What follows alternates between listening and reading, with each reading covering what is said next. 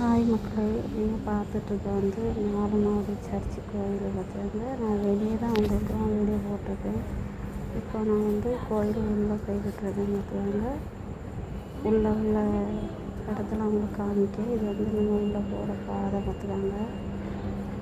உள்ளே வந்து வானத்தின் வாசல்னு சொல்லுவாங்கள்ல, உண்மையிலேயே அங்கே பாருங்கள். இப்போ உள்ள வாசல் போகணுன்னு காமிக்கணும். அப்போ போன உடனே நம்மளுக்கு வானத்துக்குள்ளே போன மாதிரி தான் தெரியும். அந்த உண்மை தான் இருக்குன்னு வச்சுக்கோங்க. பாருங்கள், தான் வாசல் பாதை உள்ளே போயிட்டுருக்கோம். பாருங்கள், உள்ளே போன உடனே நம்மளுக்கு வானத்தில் சொர்க்கத்துக்கு போன மாதிரி தான் தெரியும். நம்ம ஏசப்பா வந்து நம்மளுக்கு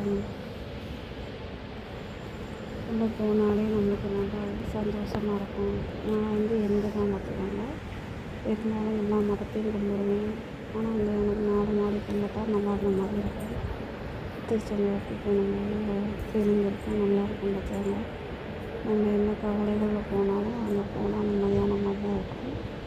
அப்பப்போ நான் போய்விடுவேன் 4 நாள் சர்ச்சுக்கு. பாருங்கள், இதுதான் ஆண்டவரோட சன்னதி பார்த்தாங்க.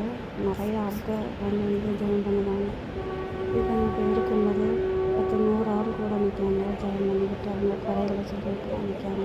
4 நாள் வந்து வானத்தின் வாசல் சர்ச்சு பார்த்தாங்க. இதுதான் தேவாலயம், நம்ம ஆண்டவரோட சன்னதி பார்த்தாங்க. இப்போ ஆண்டவரை பாருங்கள்,